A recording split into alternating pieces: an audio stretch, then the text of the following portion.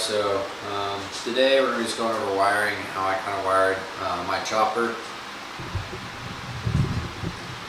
I'm no professional by any means. This is my first time doing it, so take it with a grain of salt. But with that being said, I did do a little bit of research into it, just based off what was online, what was kind of like on YouTube, etc., and based off of what I already had and the new hand controls that I had, stuff like that. So with all that being said, this is by no means a how-to wire. This is just how I wired my chopper. Everything works so far. Granted, I need a new starter before I can actually confirm it starts. But with that being said, all the headlights, stuff like that work. So disclaimer, I do have the LED turn signals on my chopper. That is in a separate video, and the links to the videos I use for both the turn signals and the hazard lights are in the description of that video. So if you do need help on that, go check that one out. And there's a guy that actually knows what he's talking about, and those links that will be able to help you. So with that being said, let me show you what I got here, and we'll dive into it. So looking over here, this diagram that I have is for a 12-volt electric start system for a 74 Sportster. Pulled it straight off Google Images. Don't know who made it, don't know where it came from. And then over here is my diagram that I used and I drew as I went through, taking this over here, combined with the stuff that I have to make it work, right? So yeah, so that's what this is, and that's what that one is. So let's move you all up closer and kind of walk through each of them, and kind of how I took this, molded it to mine, and kind of how I got everything wired. So let's look at it. Alright, so starting over here on this side, essentially just going from the battery out. So you have the battery connected to the ground here. You go up from the battery to the starter solenoid that's connected to the long stud on the solenoid. And then you also have a wire with your 30 amp circuit breaker going up to your regulator at the battery terminal. So following the solenoid to the cable to the long stud on the solenoid, it is also has a wire running from the top bolt all the way up to the starter, and then connected to the smaller one right here is the wire that runs to the starter relay position number 2. So once this receives power, it then gaps it. Following up back to the circuit breaker, the regulator, the generator and the F terminal go to the A and F respectively on the motorcycle generator. Following the power out of the battery terminal goes to the number 1 position on the starter relay, and it also goes to the battery position on the key switch over in the ignition. Sorry, correction. The battery position on the key switch. Moving back to the starter relay, it'll then move to the starter button, so that when pressed, it will the power will be gapped here and go to the number 2, and then it will go to the neutral switch and up to the ignition. So essentially, it'll receive power. This side will receive power from the ignition switch. This side will receive it from the battery. Moving out from the accessories, you have the tail light down here, which is attached to the brake light switch, which goes back to the ignition. And then moving up, you have the high beam switch, which then gives power to the headlight, and then the bottom one is the horn. Back to the ignition, to your coils, and then your coils down to your spark plugs and your ignition circuit breaker. So that's kind of how this one flows over here. Not too hard to kind of like figure out and go with. The only problem I found with this is my battery kept draining. I set it up exactly like this one here, but with there being no essentially off switch to the battery power going to the battery regulator, then that meant that power was going to all these other things continuously instead of just the starter solenoid. So that's the only issue I found with this one. Look over here at my diagram. This is the key. Pink is going to be white wires in this instance.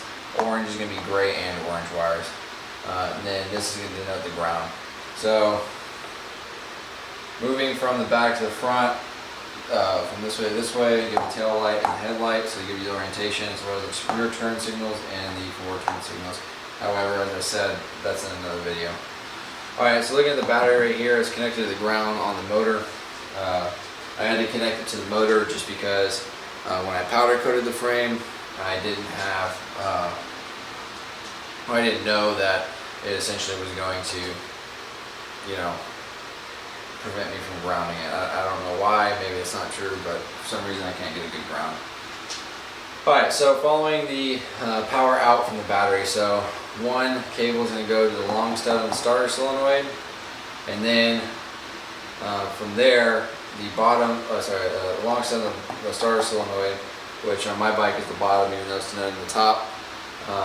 Then the top bolt is actually this one that connects to the starter, so just the same as the diagram over here. And as in this diagram, I have the same wire going from the smaller stud that is in the middle to the number 2 position on the starter relay.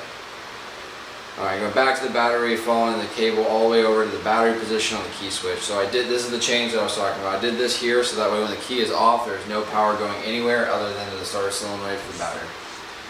From there, I then have the start position and the ignition. So going to the start position, you have your wire that runs all the way up to your brake light switch.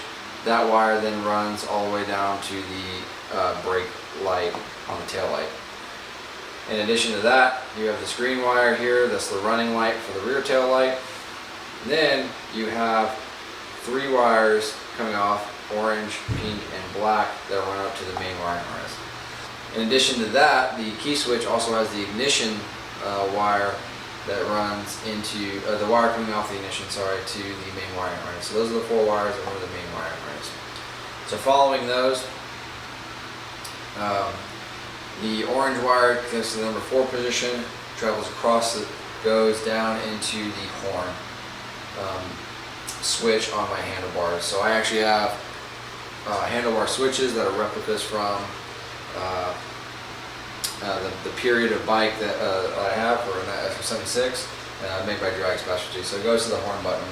From there, there's a wire that goes from the horn button to the horn, and then the horn itself is grounded to the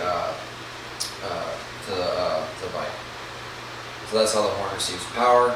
Moving back to the start position, the pink wire goes to the number 3 position, runs across the main wiring harness to this 3 position, and then runs to the power position on the headlight switch.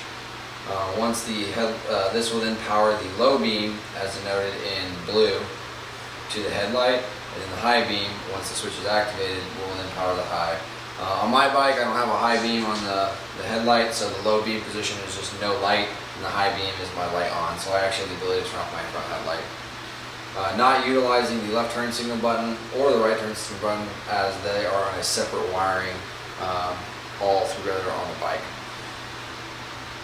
Moving back, you have the black wire that runs up to the number 1 position, across the main wiring harness to this number 1 position, down to the battery position on the regulator. From there, the cable then connects from the battery terminal down on the orange wire to 30 amp circuit breaker and the 1 position. You'll see 2 wires, a black one that mirrors that. I had to go back through and change it as I did from this one, so that way I could actually turn off the power. So I do have the 30 amp circuit breaker in the system, I just have a redundant wire that I didn't feel like taking it out of all the main wiring, so it's just a redundant one. Talking about from the regulator, while we're here, the F and the A terminals go to the A and the F on the generator respectively. Then, which is no change from this diagram. Then going back to the ignition position, it runs to the number 2 position, the orange wire following up here, runs across the main wiring harness to this 2 position, up to the power on the kill switch. When the kill switch is off, no power runs out of it, it just runs to, you activate the kill switch, and that sends power to the start button, and if you follow the pink wire, via this pink wire to the start button, then you follow the pink wire here all the way down, it runs the ignition coil. From the ignition coil then goes to the spark plugs as per that wiring diagram. From the start button, you then have a black wire that runs all the way down to the 3 position on the starter relay. Once that's pressed, power goes through into the 3 position, gaps the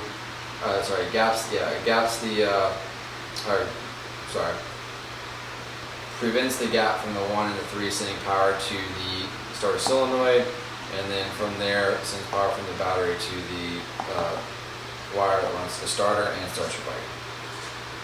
So that's essentially all the wiring and how I wired my bike. I'll show pictures on in the video at the end of this video about kind of where all they look like and everything like that. This works very well. It's very well hidden, other than the starter relay and key switch. That's like the only thing that really is kind of like exposed, other than the regulator and the horn, which obviously are very visible from the front. So yeah. So that's kind of how I wired my bike. Just kind of a quick overview, like gloss over how I did it, the changes I made from the wiring diagram I found on the internet, and how I modified it to my bike. So mine is kick and electric, so I have both. But this is the wiring for the electric start, so to get the starter to work. Obviously, if you have a kickstart, you don't need some of this because you have a different setup. So with that being said, if I did something wrong, please let me know, because like I said, this is my first time ever doing wiring, and any comments you have would be very helpful before I take it on the road and catch on fire. So yeah, with that being said, go check out my turn signal video.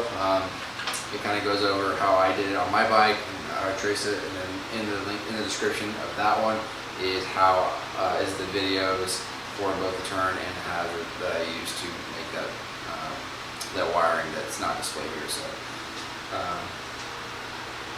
with all that being said, last time I said that, please like, comment, subscribe. Let me know I'm doing good, let me know I'm doing bad, let me know what you want to see on the channel, and I'll see you on the next one.